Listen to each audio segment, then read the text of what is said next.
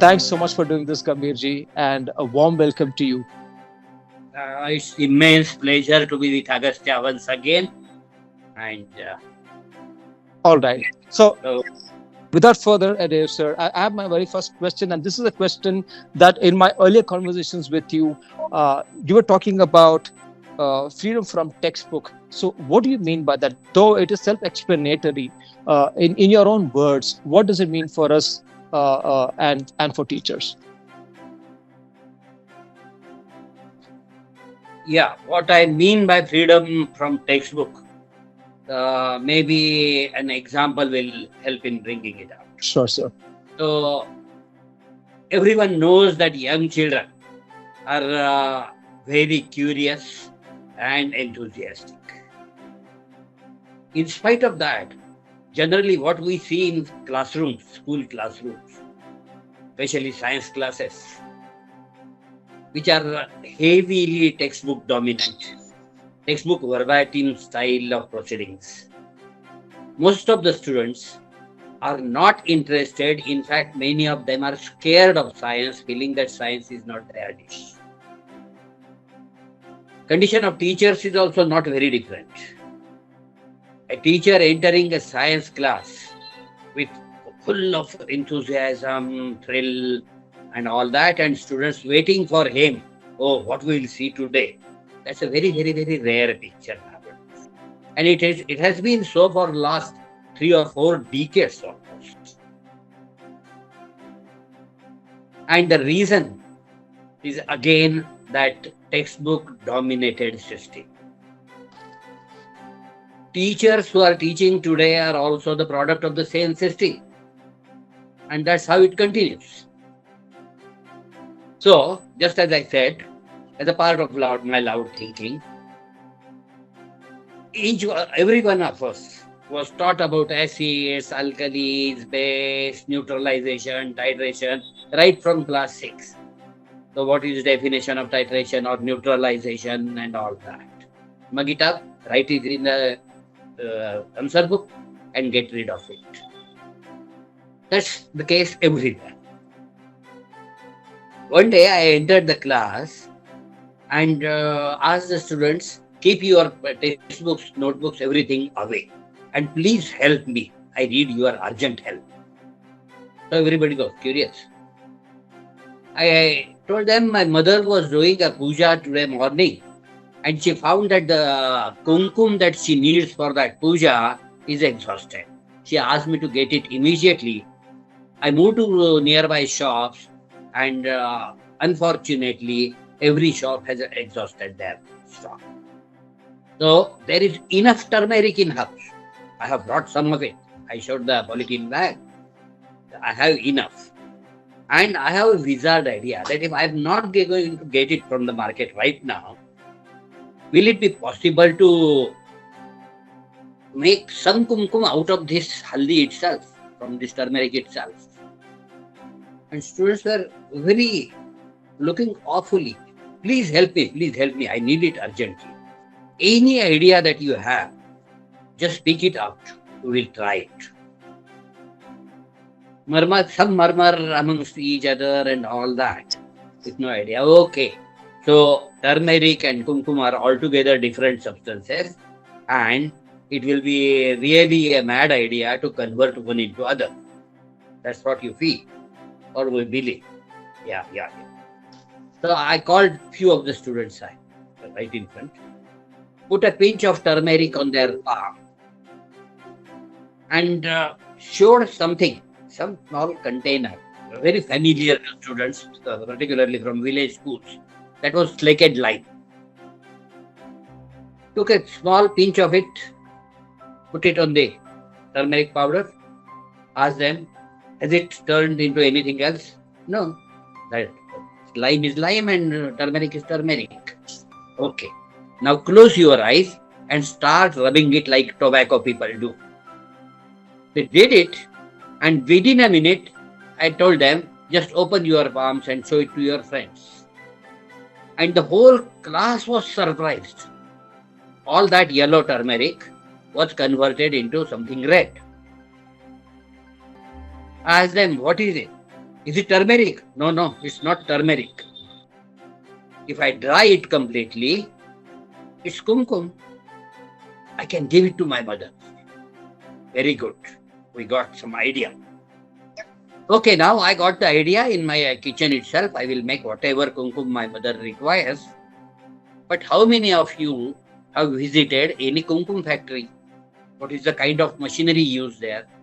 What are the raw materials?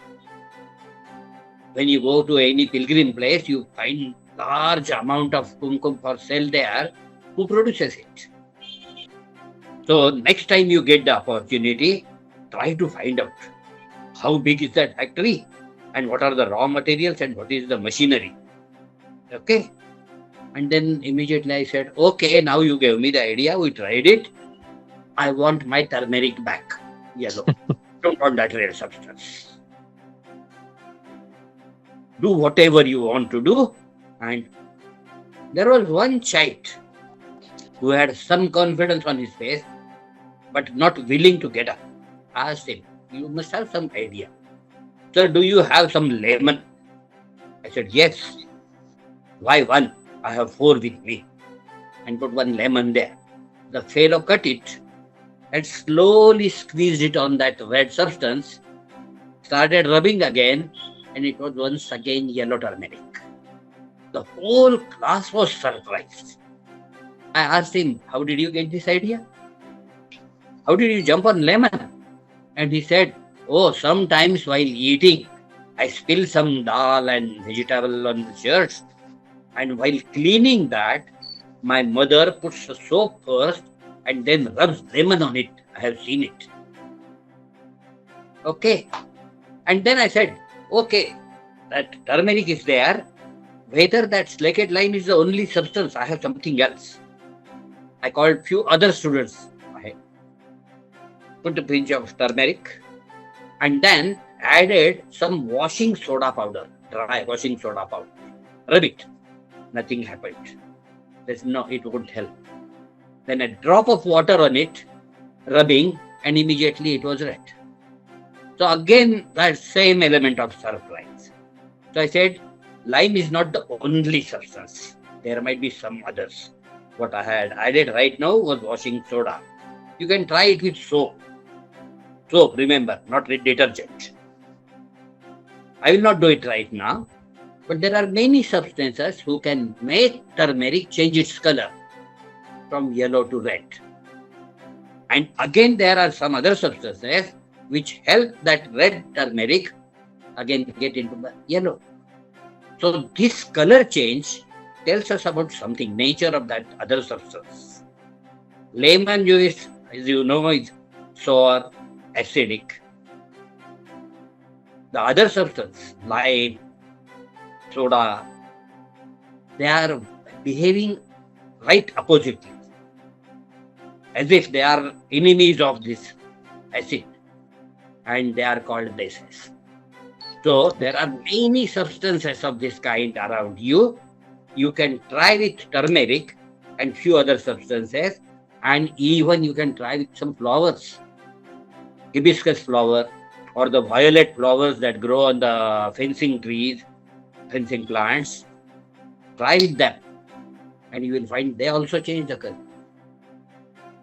With that I stopped and then I said, something like this is written somewhere in our textbook.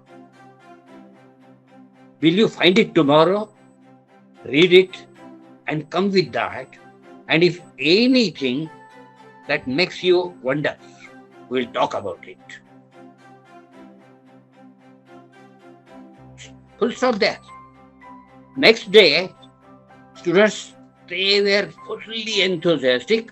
So I tried this, I tried some leaf extracts, slimy leaves, and they also work the same way. So does it mean that they contain that against acid substance? Yeah, that is alkali base. Yeah.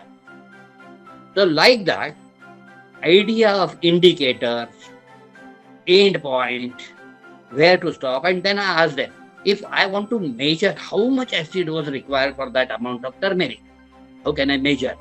Deliberately, I had kept an injection syringe there on the table. So instead of putting it by spoon, you can add a drop by drop. But I said that will give you number of drops, not the volume of that acid. And then few others said, oh, that injection syringe, just like a doctor, take it there and then put it. Taking them to burette, what is burette, how it is operated, and all that was not difficult at all. So freedom from textbook.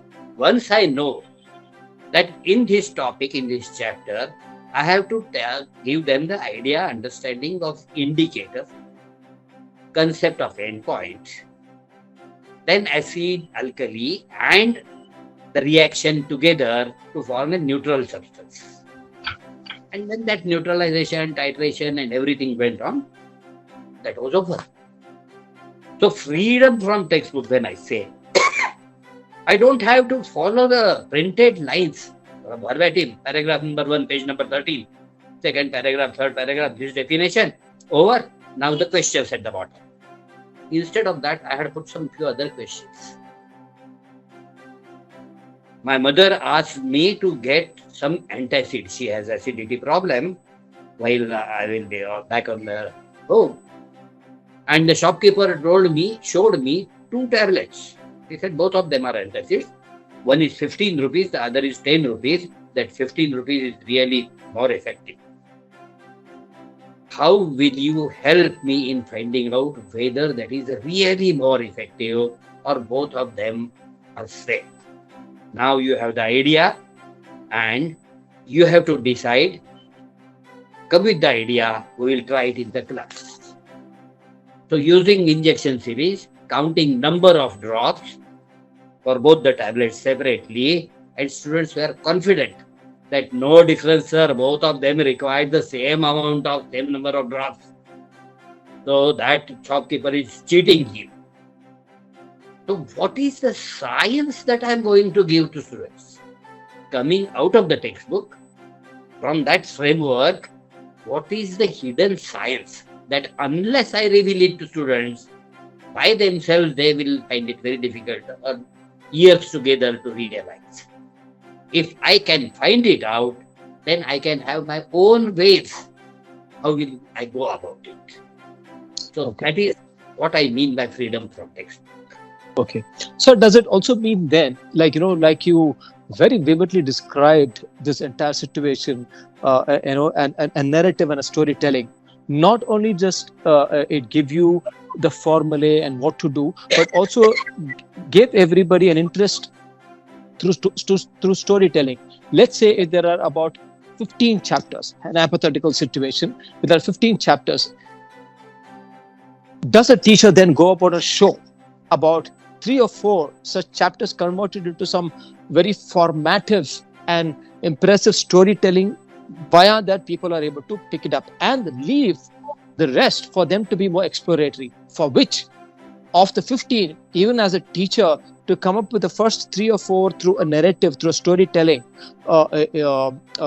maybe mimicking some science experiments, how articulate should the science teacher themselves be? Because like you rightly said, they themselves have been part of the process of a situation where, as a student, they have received it through text. So for a person who's only been doing it so far, is there something that it's going to take a lot for them to also unlearn what they know and then start doing this? Is there any hints that you could give?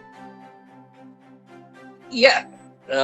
Instead of chapter, I would say one can focus on concepts that one is going to deal in that framework. For example, you are talking about storytelling. Perhaps you may not get ready-made stories to achieve what I have in my mind as a teacher, science teacher. Just again, another example. Warm-blooded animals, cold-blooded animals in classification and all that. There are concepts like this. When you call some animals warm-blooded, obvious is the impression that temperature of their blood must be slightly more, and cold-blooded, their blood might be. Even in villages, some remedies like this, blood of some animal, freshly killed animal or bird, used as a medicine for some skin problems and all that. That supports this strong idea. Again, what one can do is start the same thing. No stink of bookish information. As if something very strange, surprising. Oh, I'm hearing it for first time. So, just yesterday I met my friend, one of my friends, old friends. He had been to some other foreign countries where ice fall and snowfall, they are very common things. He was telling me that as usual for morning walk with overcoat and all that, he went out. And in that forest road, he saw one small snake there. With a stick in his hand, he moved it and found that it was a dead snake. He tried to lift it, touch it, and then he realized, oh, it was not a dead snake. It was a snake made of wood. Wooden. Some sculptor, some artist had carved it from the branch of the tree, dry branch of the tree. But the work was so fine, the scales and mouth and everything. He felt, oh, this will be a good showpiece in my hall. Picked it up, put it in the pocket of the overcoat, and started walking. After some time, he felt some movement in his pocket. So he put his in hand and took it out. The snake was alive. Now tell me which part of the story that the fellow told me is false. He said that it was a wooden stake, picked it up and put in the pocket, and that started moving. So which part is not true? I think all the parts are true. His perceiving the snake as wood was wrong because he thought it was basically hibernating or frozen because of cold. Yeah, exactly. And after this story, if I tell the students or actually demonstrate in the class, get a frog, put it in a small bottle, wide mouth bottle with a lid on it. Start putting pieces of ice in that bottle and put the lid.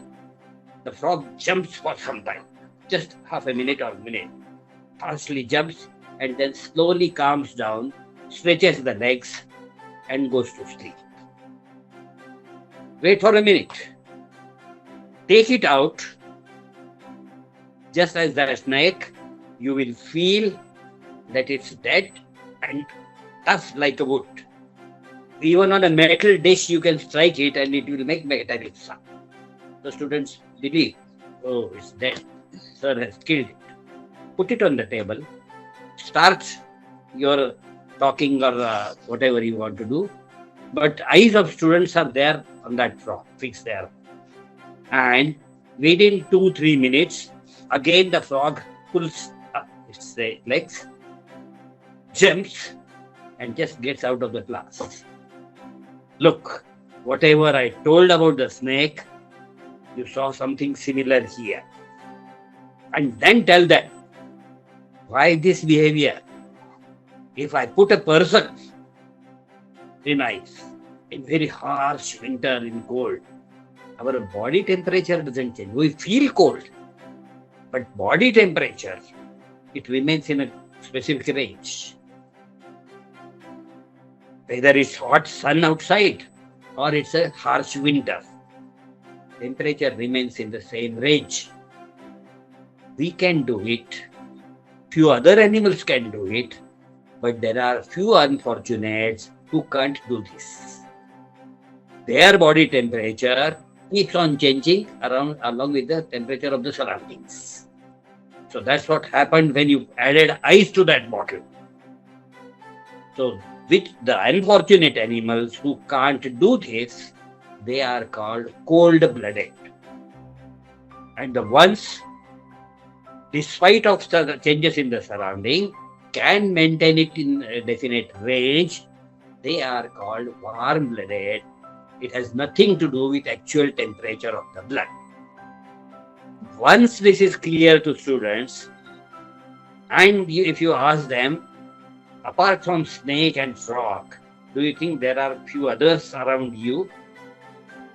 Have you seen some animals which immediately after the sunset come there on the tar roads and rest there? In winter, they are not seen on the roads. Just try to find out which are those animals. And within week, students come up with their ideas. Sir, what about lizard? I think he is a relative of snake, and that must be with him because it has also scales and everything like a snake. So throughout the life, nobody will forget or get confused about what is warm blooded and what is cold blooded. So like this, one can create stories. Once I have the idea, this is the thing I want to convince. For that, some hypothetical story I can have. So that's yet another. Okay. All right. Thank you, sir. I mean, this can. I think we can do this entire episode about freedom from text, because I mean, there's so many methods. Even with just your couple of methodologies that you said about the storytelling, I think I can, not being a science student, or somebody who's, I'm not a teacher for sure, but I think even when I have to talk about science with whatever little bit I know about science, I'm sure I will conjure up a hypothetical situation to talk about a certain thing. So I think this is great, sir.